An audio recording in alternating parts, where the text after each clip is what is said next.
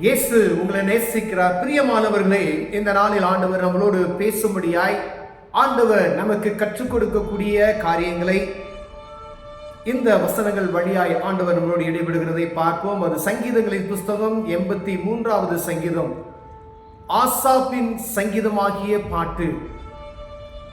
தேவனே மௌனமாயிராதையும், பேசாமல் இராதையும், தேவனே சும்மா இராதையும்.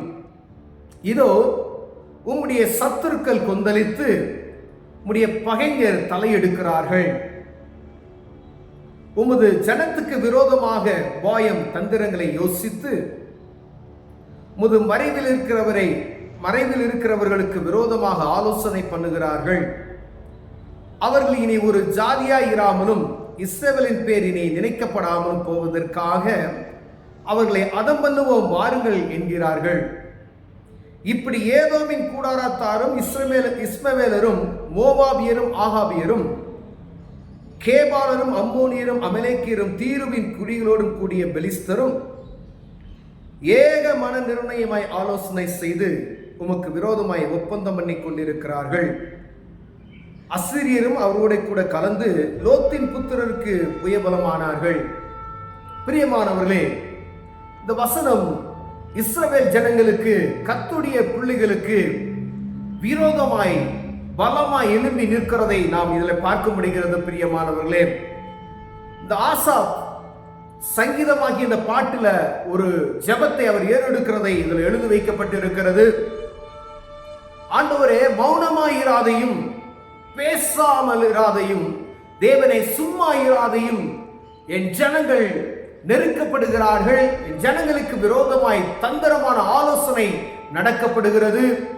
எங்கும் உமது பிள்ளைகளுக்கு விரோதமான காரியங்களை எப்படியெல்லாம் தந்திரமாய் செய்ய முடியும் அதை செய்து கொண்டு இருக்கிறார்கள் அப்படின்னு சொல்லி தேவ சமூகத்தில் அவர் முறையிடுகிற ஒரு ஜெபம் தான் இது. பிரியமானவர்களே, இப்படிப்பட்டதான காலகட்டத்தில் இதே மாதிரி ஒரு சூழ்நிலை இருக்கக்கூடிய நாட்களை நம்ம வாழ்ந்து கொண்டு இருக்கிறோம். இனிமேல் கடுமையாக இருக்கவும் செய்யலாம்.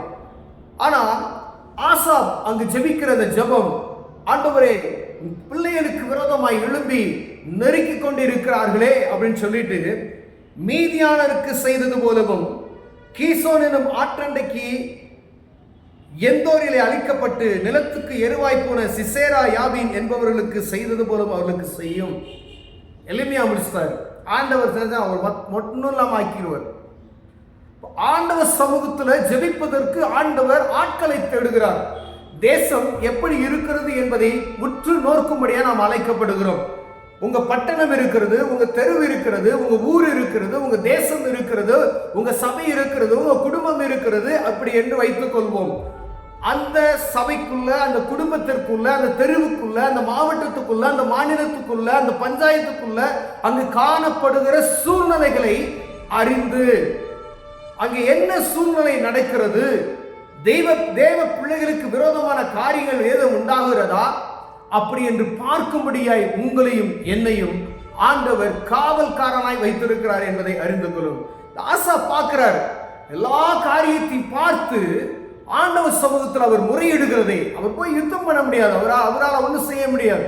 ஆனால் தேவ சமூகத்துக்கு அந்த காரியத்தை அவர் எடுத்து உரைக்கிறதை பார்க்க முடியும். ஆண்டவரே, இவர்களுக்கு நீ செய்தது போல இவர்களுக்கு செய்யும் என்று சொல்லி ஆண்டவர் சமூகத்தில் ஒரு ஜெபம் செய்கிறார். பிரியமானவர், அதுக்கு நம்ம பின்னாடி நம்ம வாஸ்தவம் ஆண்டவர் செய்கிற காரியங்கள் பலமாய் இருக்கும், அதெல்லாம் அறிந்திருக்கணும். ஆனா ஆண்டவர் இதன் வழியாய் என்னோடும் உங்களோடும் பேசக்கூடிய காரியம், உங்க குடும்பத்துக்குள்ள தேவ பிரசன்னம் குறைந்திருக்கிறதா? முதல்ல அதுதான் நம்ம பார்க்கணும். தனிப்பட்ட என்னுடைய வாழ்க்கையில ஆண்டவருக்கும் எனக்கு உள்ள நெருக்கம் எப்படி இருக்கிறது?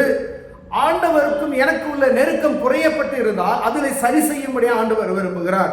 ஒருவர் நான் சரியா இருந்தேன், குடும்பத்தில் இருக்கக்கூடியவர்களை ஒழுங்குபடுத்துவதற்கு ஆண்டவர் உதவி செய்யும்படியாய் அவர் சமூகத்தில் நம் ஆண்டவர் சமூகத்தில் ஜெபிக்க வேண்டிய ஆண்டவர் அழைக்கப்படுகிறார். பிரியமானவர்களே, அதே போல உங்கள் குடும்பங்களை ஆண்டவர் சீர்தூக்கி பார்க்கும்படியாய், உங்க சபையில இருக்கக்கூடிய மக்களுக்காய் நீங்க ஜெபிக்கிறவர்களாய், உங்க சபைக்கு எப்படியெல்லாம் விரோதமான காரியங்கள் நடக்கிறது, உங்க சபையை சுத்தி இருக்கக்கூடிய காரியங்கள், உங்க பகுதியில் இருக்கக்கூடிய காரியங்கள், உங்க கிராமத்துல தெருவில் நடக்கக்கூடிய காரியங்கள் ஆண்டவருடைய பிள்ளைகளுக்கு எப்படி சாதகமாய் இருக்கிறது, தேவ ஊழியத்தை செய்கிறவர்களுக்கு எப்படி விரோதமான காரியங்கள் உண்டாகிறது என்பதை பார்த்து ஆண்டவருக்கு முறையிடுகிற ஆட்களை ஒவ்வொரு வீட்டிலையும், ஒவ்வொரு சபையிலையும், ஒவ்வொரு தெருக்களிலும், ஒவ்வொரு குடும்பத்திலும், ஒவ்வொரு தனிப்பட்ட மனிதனையும் தேவ சமூகத்தை நோக்கி பார்க்கும்படியாய் ஆண்டவர் விரும்புகிறார். பிரியமானவர்களே, ஒருவேளை இந்த இடத்துல இந்த பாடல சங்கீதத்தை எழுதி வைத்ததின் நோக்கம்